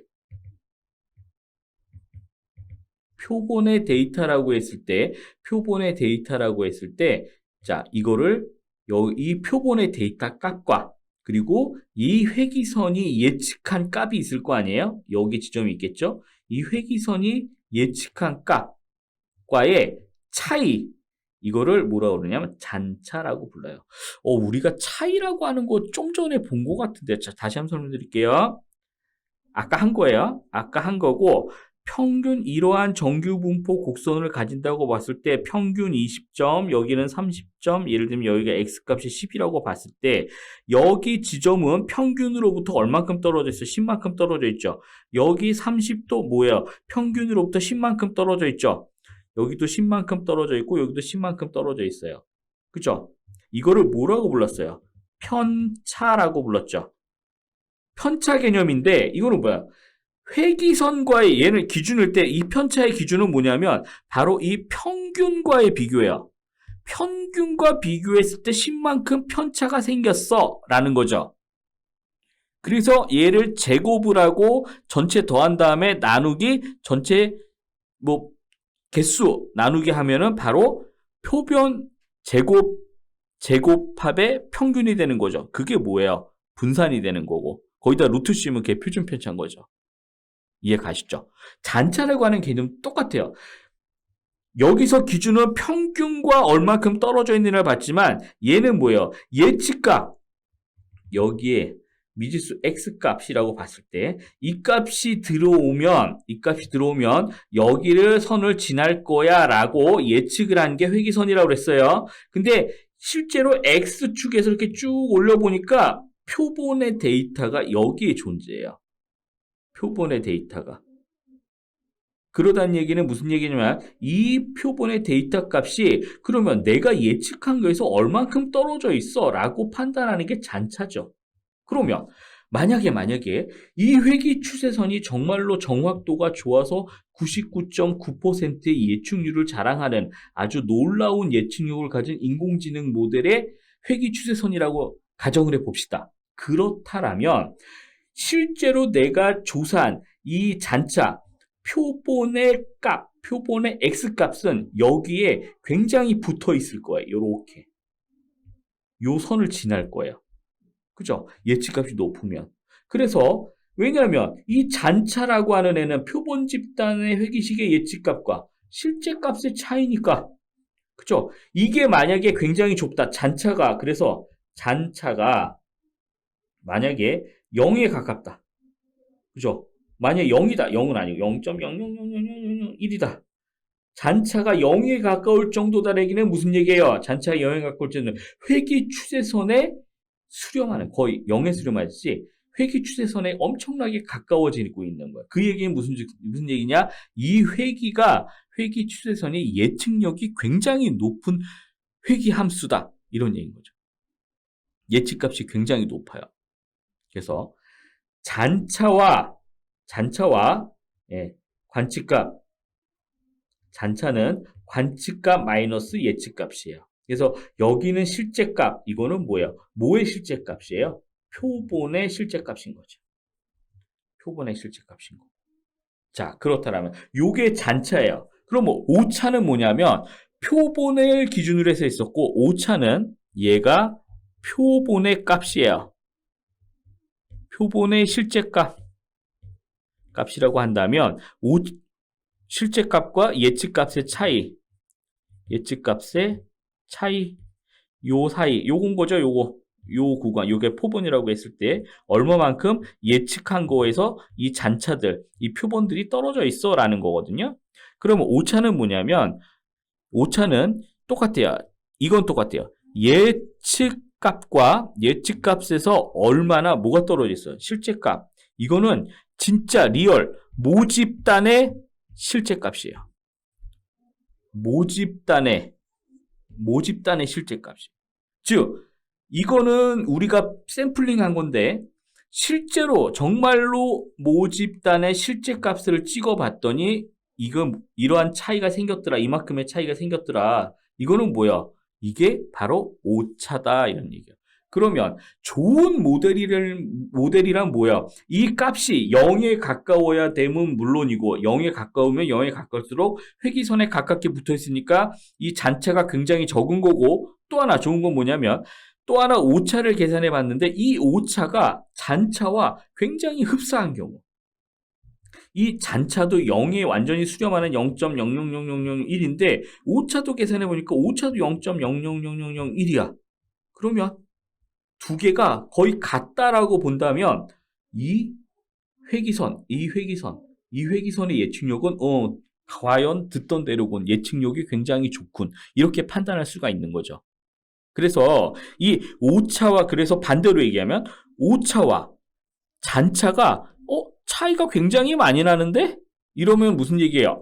예측이 제대로 안 됐네. 예측할 때는 뭐야? 0.00001 값이 아주 붙는데 뱉어놓고 실제 값이 오차를 계산해 보니까 무슨 0.6이야? 0.6이다.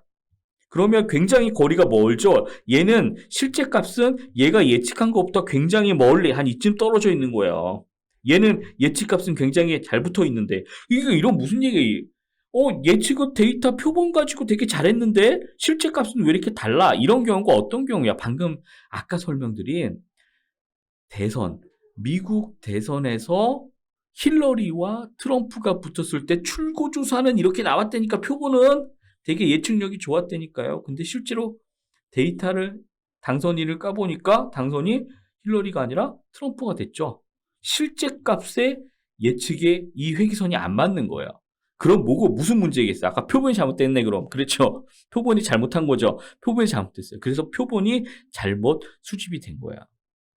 그래서 검증을 할 때, 우리가 데이터 마이닝을 할 때 항상 검증 작업을 거치는데요. 검증 작업을 할 때 마지막에 이 실제 값을 넣어서 이게 오차가 얼마나 돼? 하고 잔차하고 비교하는 이 검증을 하는데, 이 검증하는 데이터셋을 테스트 데이터셋이라고 부르고요. 그 다음에 중간에 이 테스트 데이터 모집단의 실제값 데이터를 넣기 전에 중간에 요걸 계속 돌려보는 데이터가 또 있어요. 한번 검증하는, 그거를 밸리데이션 데이터라고 그래요. 밸리데이션 밸리데이션 셋 뭐 이렇게 부르기도 하고. 그래서 요렇게 오차와 잔차는 표본이냐 아니면 모집단의 실제 값이냐 오차냐 이걸 가지고 구분한다라는 거 이해하셨죠? 자, 잔차를 계산할 때, 이거 오차를 계산할 때도 똑같아요. 오차도 마찬가지예요. 오차를 계산할 때도 수직거리를 사용한다는 얘기는 뭐냐면, 이렇게 선이 있으면 이 선과 이 잔차들 간의 거리는 어떻게 재나요? 라고 했을 때 선을 긋잖아요. 그 거리를 계산하는 거잖아요. 결국은 디스턴스를 계산한다는 얘기예요. 그죠? 다른 말로 수직선에서는 뭐예요? 아까 중심으로부터 얼마나 떨어져 있어? 편차를 계산하는 거고. 그죠? 이 거리들은 어떻게 계산하냐면 이 점에서부터 X축으로 수직으로 내려서 요 지점에서부터 예측값에서부터의 이 거리를 재는 거야. 근데 이건 무슨 얘기냐면 여기서 수직으로 떨구는 거죠. 그럼 이건 잘못된 거야. 이렇게 떨구면 안 돼요. 밑으로 떨궈야죠. 이렇게 떨궈. 그러면 이 실제로는 거리가 더 길어요. 근데 이렇게 해가지고 계산하다 보면 실제 거리보다 여기가 더 짧죠. 그럼 마치 어떤 경우 잔차가 더 적어 보이는 경향이 생기는 거죠. 그래서 잔차를 계산할 때는 여기를 기준으로 합니다. 아셨죠?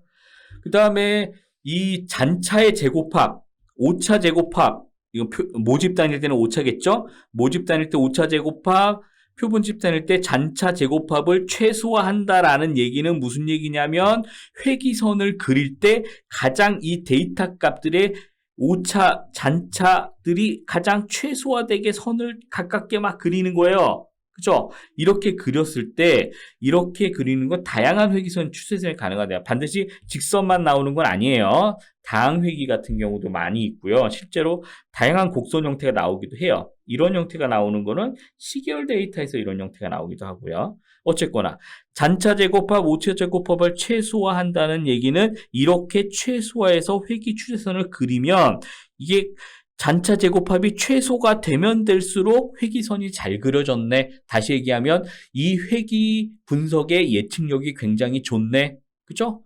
인공지능이 아주 모델링이 잘 돼 있네. 이런 얘기랑 똑같아지는 거예요. 이해하셨죠? 자, 최소 제곱법으로 회기기술을 추정한다는 얘기가 바로 이거예요. 그래서 우리가 이 회기선을 이렇게 그렸을 때 이 잔차들의 제곱의 합은 눈으로 딱 봐도 여기보다 훨씬 더 크잖아요. 그러면 이렇게 그리는 것보다 조금 더 가파르게, 이렇게 그리는 거, 이렇게 그렸을 때, 그죠? 요거에 따라 그렸을 때. 그래서 각각의 표본 집단의 잔차들의 요 거리들의 합이, 잔차 제곱합이 가장 최소가 되는 점. 이걸 찾는. 근데 우리 아까 어디서 이상하게 무슨 제곱합이라는 얘기 많이 들어보지 않았어요? 제곱합이라는 거 뭐라고 그랬어요? 그죠? 분산이라고 했죠. 제곱합을 뭘로 나눴을 때? 전체 표본의 개수로 나눴을 때 이게 뭐라고 그랬어요? 모집단의 분산이다. 여기다 루트 씌우면 분산의 루트 씌우면 얘가 표준 편차다. 다 있었죠. 다 연결이 되는 개념이에요. 여기서의 거리나 여기 지점에서 떨어진 간의 거리나 아까 수직선에서 그렸을 때 정규 분포를 따른다고 했을 때 자, 여기가 평균 20, 여긴 30, 여긴 10, 여기서의 거리를 구하는 거나 똑같아요. 그죠? 기준을 뭘로 삼느냐? 평균으로 삼느냐? 아니면 회기선을 기준으로 삼아서 여기서부터의 거리, 잔차를 구하느냐? 그 차이인 거죠. 그러면 잔차라는 개념은 뭐랑 되게 흡사해요? 바로 이 편차라는 개념이랑 굉장히 흡사한 개념, 편차라고 하는 개념이라. 그죠?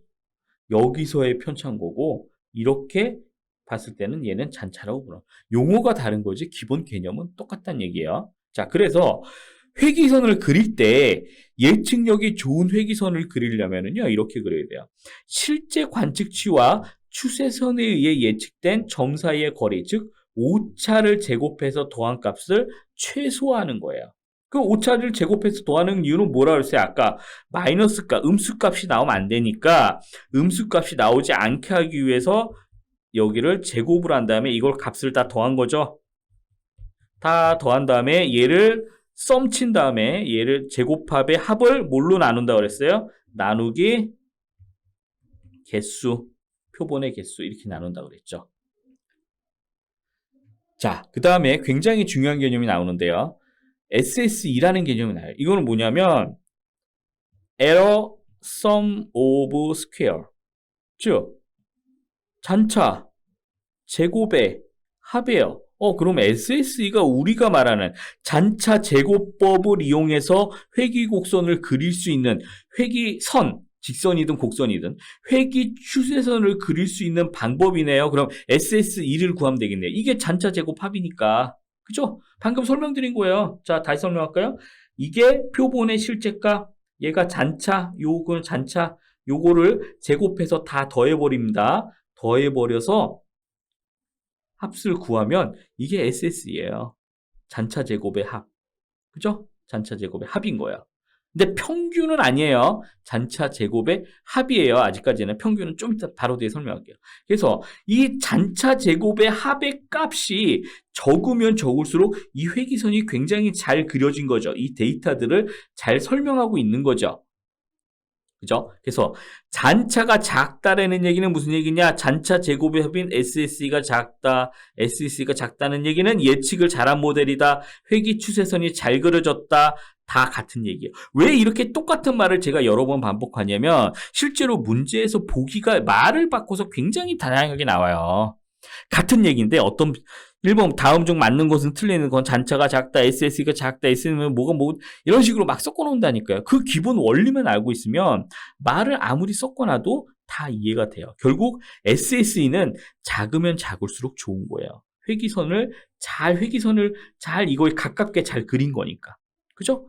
그러면 얘는 잔차 제곱의 합이라고 그랬어요. 근데 아까 분사는 뭐라 그랬어요? 아까 처음에 확률 설명하면서 처음에 이산확률 분포, 연속 확률 분포 설명하면서 분사는 뭐라고 설명했어요? 분사는 잔차 제곱합의 평균이라고 그랬어요.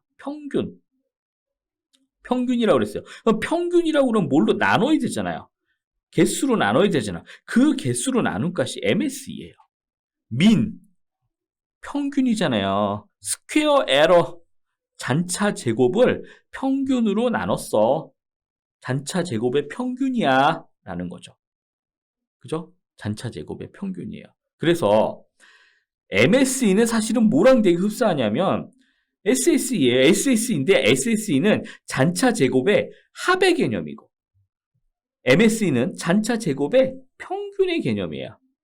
합이냐 평균이냐 당연히 SSE가 더 크겠죠. 당연히 SSE가 더 클 거예요. 그런데 SSE와 만약에 MSE가 같다. MSE가 같다. 이 얘기는 무슨 얘기야? 합과 평균이 같다는 얘기는 무슨 얘기야? 이 두 개의 값이 서로 일치한다는 얘기예요. 합과 평균이 같으면. 그죠?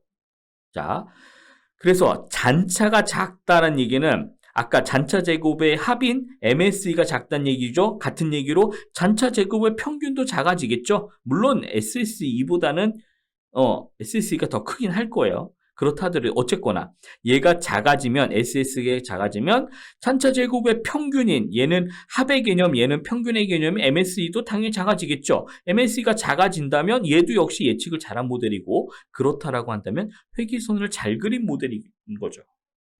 그러면 MSE는 SSE에 표준화다라는 얘기가 나오는데 이건 무슨 얘기냐면 MSE는 SSE의 평균 개념이잖아요. 평균이라는 건 뭐야?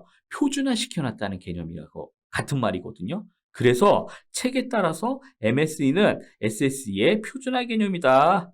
잔차 제곱의 합을 표준화시키면 평균화시킨 거니까 자 그런 얘기예요. 자, 회계식으로 설명이 불가능하다는 얘기는 무슨 얘기냐면 이거는 잔차잖아요. 말 그대로 그만큼의 차이가 존재하는 거예요. 이 내가 예측한 잔차가 있다라고 크든 작든지 간에 크고 작음의 문제가 아니라 이 잔차가 있다. 이 거리가 있다라는 거는 무슨 얘기냐면 어쨌거나 이 회귀 추세선에 걸려 있지는 않다는 얘기죠. 그래서 회귀식으로 설명이 불가능하다라는 표현을 써요. 근데 되게 부정적인 의미가 있긴 하지만 얘가 회귀식으로 설명 가능한 건 여기에 완전하게 일치해야만 회귀식으로 설명 가능하다는 거야. 이퀄이냐 아니냐는 거죠. 되게 엄격하죠. 근데 세기식으로 설명이 불가능하다 하더라도 여기에 잔차가 매우 작다면 회귀 추세선은 예측력이 좋다라고 할 수 있어요. 그죠? 자, 그래서 이 개념을 잘 유의하셔야 돼요. 예측력이 좋다, 나쁘다는 개념하고 회귀식으로 설명 불가능하니까 안 좋은 거 아니 이렇게 생각하시면 안 돼요. 회귀식으로 설명 불가능하다는 얘기는 잔차가 거리가 0보다 크기 때문에 적어도 0보다는 클 수 있어요. 완전히 일치하지 않는 이상. 그러면 무조건 0보다 크게 돼 있지. 아무리 가까워도. 그러면 그렇다 하더라도 회귀식으로는 설명이 안 된다. 약간이라도 거리 차이가 있으면 그게 그 개념이에요. 그래서 여기서 이제 자유도의 개념이 등장하는데요. 자유도 굉장히 중요합니다. 이게 왜 중요하냐면 평균이라고 그랬잖아요. 평균은 뭘 가지고 평균을 구해요? 합을 전체 제곱의 합을 뭘로 나눠요? 표본의 개수로 나누죠. 표본의 개수로 나눠야 돼요. 그죠? 그래야 평균이 나올 거잖아요. 그런데 MSE 여기 잔차 제곱의 평균은 어떻게 구하냐면 SS 잔차 제곱의 합을 자유도로 나누는데 자유도가 n-2. 도대체 자유도는 뭐고 n-? 아까 표본의 개수로 나눈다면 그걸 왜 자유도라고 불러? 그죠? 그래서 여기서 정말 중요한 자유도의 개념을 설명하고 들어갈게요. 자유도는 뭐냐면 분산, 우리가 평균을 구할 때 의미를 가진 데이터 수를 나눕니다. 예를 들자면 의미를 가진 데이터 수라는 건 뭐야? 표본의 분산을 구할 때, 표본의 평균을 구할 때 표본의 개수로 나누죠. 표본의 개수로 나눕니다. 그럼 자유도라고 하지 말고 표본의 개수라고 하면 간단하잖아. 그죠? 그렇게 할 수 있어요. 그런데 왜 자유도라는 표현을 쓰냐면 봅시다. 모집단에서 추출된 표본 집단은 확률적으로 평균에 가까운 표본이 추출된 확률이 많아요. 그렇겠죠? 왜냐하면 아무리 내가 요 빈 주머니에 공이 여러 개 들어있다 하더라도 평균적으로 여기에 검은색 바둑알이 90%가 있고 흰색 바둑알은 10%야. 얘는 10%, 검은색 바둑알이 손에 잡혀서 들어올 확률이 90%라고 한다면, 즉 모집단의 평균 자체를 따라갈 수밖에 없는 거예요. 그래서 모집단이 이렇게 평균을 가지고 있다. 평균 한 80이 검은돌이 되겠죠. 그렇다라고 한다면 이렇게 평균에 가까운 표본이 추출될 확률이 굉장히 많아요. 그러다 보니까 모집단보다 표준 편차가 작아져서 첨도가 높은 분포가 나오게 된다니까요. 자, 보세요. 모집단의 분포, 실제 분포는 이래요. 실제 분포는 표준 편차가 평균 여기고 표준 편차가 뭐 좌우로 10이라고 가정을 해봅시다. 그러면 대부분 표준 편차 안에 들어오는 게 요 범주라고 봐요. 그러면 내가 랜덤하게 아주 무작위로, 그죠? 랜덤하게 무작위로 여기에서 랜덤하게 이걸 뽑았다고 칩시다. 랜덤하게 뽑았어. 랜덤하게 표본을 추출했는데 그렇다면 여기서 나올 데이터가 나올 확률이 많겠어요? 여기서 데이터가 나올 확률이 많겠어요? 여기서 데이터가 나올 확률이 많겠어요? 당연히 표본을 추출하면 여기에서 나올 데이터만 가지고 또 정규분포를 그리겠죠. 이게 표본 집단의 분포도잖아요. 그러면 여기 있는 애들이 많이 추출될 건데 그걸 갖고 또 정규분포를 해봐야 여기에 들어올 확률이 굉장히 더 많아지는 거죠. 오히려 이거보다 폭이 더 표준 편차가 더 작아지는 현상이 생기는 거예요. 그렇겠죠. 표준 편차가 더 작아지니까 첨도가 더 높아져요. 그러다 보니까 어떤 현상이 생기냐면 표본 집단의 평균을 구해보면 항상 모집단의 평균보다 약간 좀 과장되거나 그런 경우가 많다라는 거죠. 이거를 뭐라고 부르냐? 바이아스, 편향이라고 불러요. 편향 추정하고 있다. 표본 집단의 평균은 그쵸? 그럴 수밖에 없죠. 표본 집단의 평균은 그럴 수밖에 없어요. 이게 잘못된 게 아니에요. 표본 집단의 평균은 항상 물론 표본이 잘 추출이 되면 뭐 모르겠지만 표본 집단의 표본 추출은 항상 모집단의 평균보다 편향될 수밖에 없어요. 어떻게? 평균에 편향될 수밖에 없어요. 그거는 어쩔 수 없어. 한계야. 그러다 보니까 통계학에서 이 편향된, 이 바이아스 된 걸 어떻게든 조금이라도 좀 모집단하고 비슷하게 맞춰보려고. 그래 예측력이 좋아질 거잖아요. 그래서 이거를 불편 추정이라고 불러요. 통계학에서. 불편이란 얘기는 뭐냐면 편향, 편이 기대값과 모수를 뺀까 이걸 편이라고 그래요. 그래서 이러한 편향이 없는 편향이라고도 하고 편이라고도 하기도 해요. 편향이 없는 추정을 하기 위한 추정이 바로 불편 추정이야. 바로 이 불편 추정을 하기 위해서 뭘 해야 되냐면 모수와 가깝게 만들기 위해서 그냥 개수로 나누면 평균이 너무 실제보다 높아지니까 이렇게 하지 말고 평균을 좀 깎자. 그래서 마이너스 1을 하자. 표본 집단에 마이너스 1을 하자라고 하는 게 n-1이에요. 그게 자유도예요. 자, 자유도란 개념을 이렇게 설명할 수도 있고요. 또 어떻게 설명할 수 있냐면 자, 자유도란 개념 봅시다. 그림 그릴 때가 마땅치 않네. 여기다 그릴까요? 자, 이렇게 피자를 있다고 봅시다. 우리 요즘에 보면 반반 피자가 있어요. 반반 피자가 있고 또 4등분된 피자도 있어요. 그래서 여기는 이렇게 봅시다. 불고기 맛, 여기는 페페로니 맛, 여기는 치즈 맛, 여기는 또 무슨 맛 할까요? 일반 그냥 피자. 그냥 피자. 그러면 여기서 그냥 피자가 제일 맛이 없다고 가정을 해봅시다. 4명이 있는데 순서대로 야 앞에 사람부터 일렬로 나와가지고 피자 한 조각씩 가져가. 4조각이라고 봤을 때 이 사람은 불고기 피자 앞에서 가져가 버렸어요. 두 번째 나온 애가 페퍼로니 피자 가져가. 세 번째 나온 애가 에이 뭐 고를 게 치즈밖에 없어. 치즈 피자 가져가 버렸어. 그러면 4명 중에 1, 2, 3, 4 1번, 2번, 3번, 4번을 가진 4명이서 앞에서 하나씩 고르니까 어떻게 돼요? 점점 내가 선택할 수 있는 자유가 줄어들겠죠.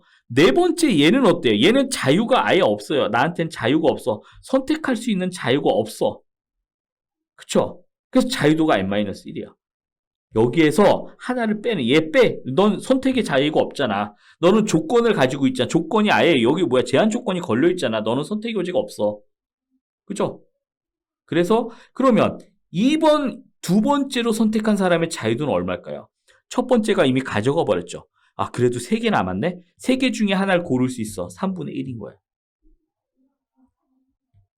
3번 세 번째 선택하는 사람은 이 사람은 잠깐만 넘어가 버렸다. 이 사람 뭐야? 이 사람은 앞에서 2명이 가져가 버렸어. 적어도 둘 중에 하나는 고를 수 있네 이거죠. 이게 자유도예요. 자, 그래서 불편 추정을 하기 위해서 평균을 구할 때 전체 표본의 수로 나누지 않고 의미 있는 데이터, 제약 조건의 수를 뺀 나머지 표본의 수 n-1, 제약 조건의 수 난 자유가 없어. 얘를 4번을 빼버린 거죠. 선택의 자유가 없는 애를 빼버린 거예요. 얘를 빼고 표본의 개수로 나눠버리는 거죠. 그거를 자유도라고 부릅니다. 자, 자유도. 자, 설명드렸죠? 그래서 분산 계산에서 평균 계산하기 때 불편 추정하기 위해서 n-1로 계산해서 평균을 구한다고 그랬어요. 그런데 왜 MSE는 또 평균의 마이너스? 야, 이 도대체 이거 뭐야? 아까 n-1이라며 n-1 자유도는. 근데 왜 회기 제곱 평균 구할 때 MSE 구할 때는 자유도가 n-2이지? 이게 이래서 그래요. 여기 봅시다. 분산 계산할 때 우리가 평균을 기준으로 하죠. 이걸 기준으로 해서 마이너스 10만큼, 이걸 기준으로 해서 플러스 10만큼 떨어져 있어. 이렇게 편차를 계산을 합니다. 여기에서 기준이 되는 건 뭐예요? 얘죠. 분산계산 하나예요. n-1. 그런데 회기선에서 이거를 기준으로 했을 때 잔차를 계산할 때 봅시다. 기준이 뭐가 되냐면 잔차를 계산했을 때 여기 x값을 기준으로 했을 때 요 회기선의 위치가 되는 y값을 하나 구하는 거죠. 그쵸? 요 기준값을 구해야 돼.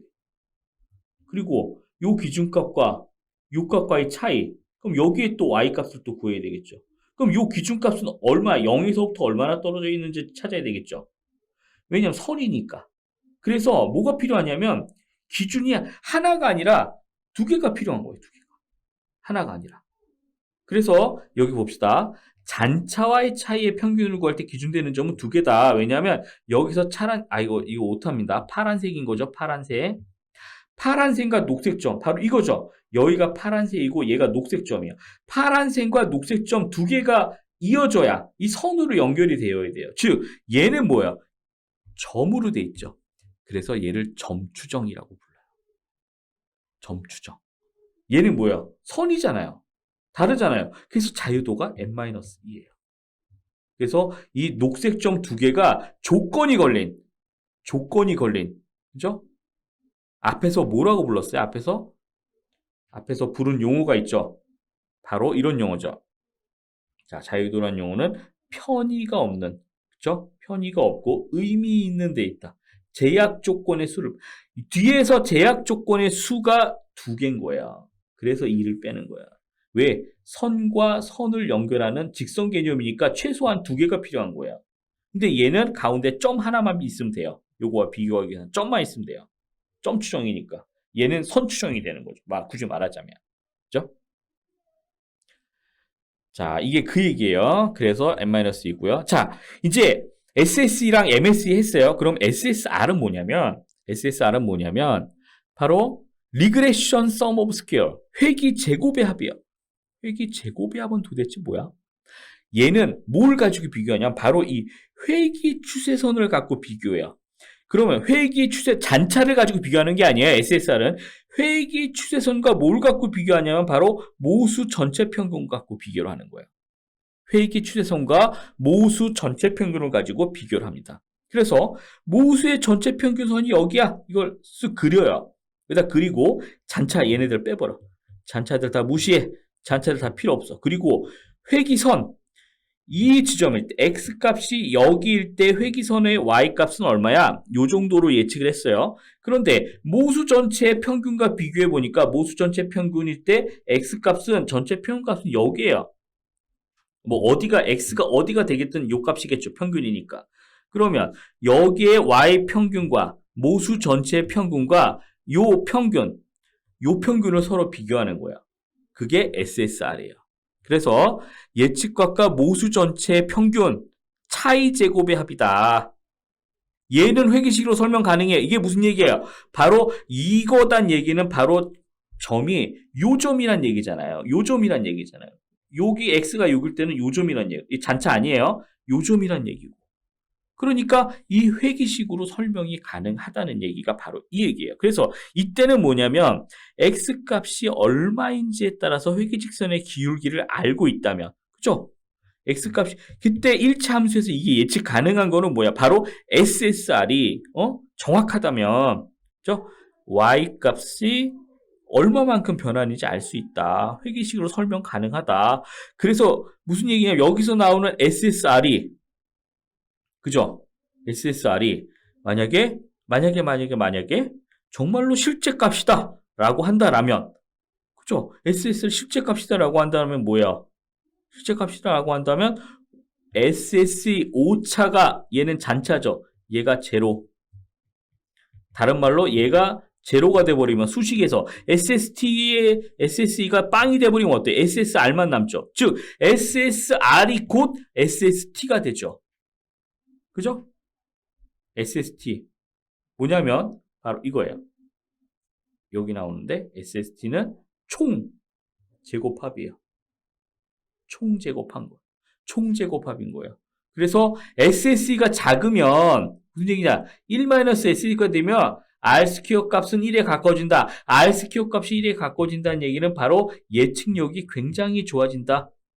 1에 가까울수록 예측력이 굉장히 좋아진다는 얘기예요. 자, 다시. 그래서 여기 와볼게요. 그래서 SSE가 0이 되면 제로에 가까워진다는 얘기는 SSR이 곧 SST가 된다는 얘기예요. 즉 SSR이 곧 여기 모든 잔차들이 다 이 선 안에 있어. 이 회귀선 안에 있어. 이 얘기예요. SSE가 없으니까. SSE는 뭐야? 이 회귀선을 벗어난 이 잔차값들인데 얘네들이 다 사라져버린 거야. SSE가 다 사라진 거잖아요. 그럼 SSR만 남은 거예요. 그럼 잔차가 0이 돼버리면 이 회귀선에 수렴을 하니까 어때요? SSR의 값이 곧 결과값이야. 예측력이야. 그럼 이 회귀선의 예측력은 99.995% 아주 높은 예측력이 돼버리는 거죠. 그래서 SSE 값은 적으면 적을수록 좋아요. 아예 없으면 없을수록 좋아요. 뒤에 게 아까 본 게 이게 그 얘기예요. 응? 이게 그 얘기예요. 됐죠? 자, 다시. 그 다음에 이제 SSR 했으니까 MSR을 설명할 건데 SSR은 뭐예요? Regression of Sum이잖아요. 합이잖아요. 얘는 Mean Square of Regression. 회귀 제곱의 평균이에요. 아까랑 똑같아요. MSR. 아까 MSE랑 똑같아요. MSE. MSE는 뭐야? 잔차 제곱합의 평균인 거죠. 얘는 회기 제곱합의 평균. SSR에서 그죠? 여기 S를 빼고 M으로 바꾼 거죠. MSR. 평균. 그래서 회기 제곱합의 평균이에요. 회기 제곱합의 평균. 이걸 MSR이라고 불러요. 자, 뭔지 아시겠죠? 근데 MSR에서 유의해 볼 거는 자유도. MSR에서 자유도는 1이에요. 자유도는. 아까는 뭐야? SSR은 자유도가 N-2라고 그랬는데 얘는 그냥 1이 돼 버리네. 그죠? 자, 이건 왜 1이 됐냐면 봅시다. SSR은 합, MSR은 평균의 개념이죠. 그래서 자유도는 K가 되는데 왜냐하면 SSR을 구할 때 기준이 뭐예요? SSR을 구할 때 이 기준은 아까처럼 잔차가 없기 때문에 선을 또 그려가지고 이 구간의 차이를 구하거나 할 필요가 없어요. 얘가 요점이 똑같으니까 잔차 이퀄 요점이니까 얘가 필요가 없잖아요. 점 하나가 사라져 버린 거예요. 그래서 N-1이 아니고 바로 1일. 그쵸? N-1이 아니고 하나예요. 하나. 그래서 평균점이 하나이기 때문에. 그래서 나중에 SST 이퀄 전체는 SEC 플러스 SSR인데 자유도만 보고 봤을 때 자유도가 SST는 N-1이거든요. 왜 N-1이 나오냐면 얘가 1이거든요. MSR이 1이거든. 얘 자유도가 1이고 얘 자유도는 뭐야? N-2죠. N-2 플러스 1을 하면은 N-1이 나오죠. 그래서 SST의 자유도는 N-1인 거고 SS의 자유도는 N-2, SSR은 1. 자유도가 이렇게 되는 거예요. 이해가 좀 되시죠? 자, 다음요. 그래서 전체 제곱. 자, 전체에서 SSE 플러스 잔차 제곱의 합, 그다음에 회기 제곱의 합. 이건 제곱의 합 개념이고, 그다음에 잔차 제곱합의 평균, 그다음에 회기 제곱합의 평균. MS는 평균의 개념이다. 그 얘기예요. 그래서 이거 보시죠. MSE가 작을수록 평균 제곱 오차가 작을수록 MSE 여기 얘가 작으면 예측률이 좋은 거죠. 지표를 사용합니다. 그런데 단점이 있어요. 뭐냐면 스케일에 따라서 MSE가 너무 지나치게 작아진 경우도 있어요. 그래서 스케일링이 등장해요. 이게 우리가 아는 민맥스 스케일러, 로버스트 스케일러 이런 스케일 작업을 통해서 로그 값을 이용해서 변경을 시켜요. 이렇게 변경을 시켜가지고 MSE 값을 구해서 관측값의 분포가 범위가 좀 동일하게 그렇게 해서 서로 비교가 가능하게끔 이렇게 만드는 거예요. 그죠? 이렇게 만드는 거를 스케일링이라고 부릅니다.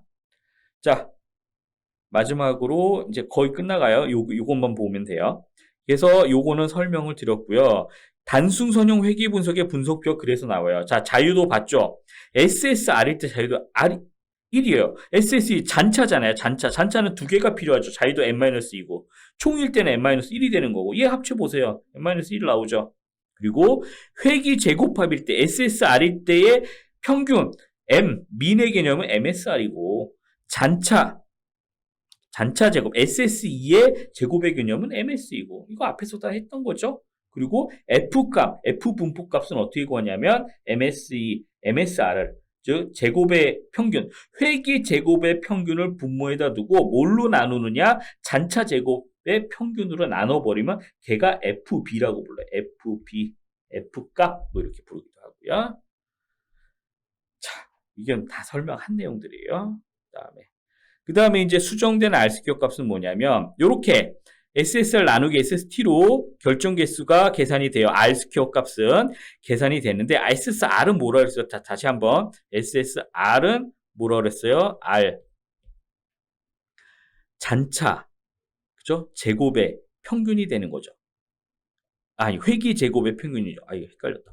회기 제곱의 평균이 되는 거죠. 회기 제곱의 평균을 총으로 나눴을 때에 이거를 R스퀘어인데 이게 문제가 뭐냐면 독립변수가 많아질수록 증가를 해요. 그래서 실제 안 그런데 이상하게 R스퀘어 값이 굉장히 높게 나오는 경우가 있어요. 이럴 때 수정된 결정 개수, 영어로는 adjusted R스퀘어 이렇게 씁니다. 그래서 약간 일부러 깎아버려요. 그래서 독립변수의 수에 따라서 독립변수의 수만큼 분모를 좀 깎아버려요. 그죠? 그래서 수정된 결정 개수를 여기 분모를 마이너스 시켜버리는 거죠. 표본에서. 그래서 수정된 결정 개수라는 개념을 사용을 합니다. 자, 스케일링. 분포가 이렇게 돼 있는 거를 이렇게 넓은 분포로 만들었다라는 거 제가 설명드렸죠. 그다음에 P값의 의미. 아까 전에 다 설명한 거예요. 우연히 발생했다고 보기 어렵다고 판단하는 기준이다. P밸류란 거는 어떤 사건이 우연히 발생할 확률을 의미한다라는 거죠. 그래서 회귀 분석에서의 P값은 뭐냐면 우연히 발생할 확률이 R 스퀘어 값보다 크거나 같을 확률이에요. 이게 무슨 얘기냐면 회귀 분석에서 P값이 5% 미만이야. 그럼 일반적으로 가설 검증에서 기각을 하죠. 기각력이 들어오는 거죠. 유의수준 5% 미만이니까. 이때 5% 미만이라면 일어날 수 없는 굉장히 낮은 확률이 일어났다. 그게 무슨 얘기냐면 이 R스퀘어 값의 예측 신뢰도가 굉장히 높다. 즉 앞에서 가설 검증의 규모가설 기각하는 개념이랑 똑같아요. 규모가설 기각시키고 대립가설을 채택하는 거. 즉 신뢰할 수 있는 모델이다. 회귀 분석에서의 P값의 의미는 이거예요. 됐죠? 자, 이렇게 해서 강의가 끝났습니다. 모든 3과목의 모든 부분을 다 하지는 못했지만 기본적으로 가장 어렵고 그 다음에 핵심이 되는 부분들에 대한 개념 원리는 설명을 했고요. 예, 다음에 또 기회가 되면 추가로 3과목의 개념 원리를 알아야 될 것들에 대해서 추가로 더 한번 제가 설명을 드리겠습니다. 이상으로 강의 마치겠습니다. 아유, 목이 다 아프네. 여러분들 수고 많으셨습니다.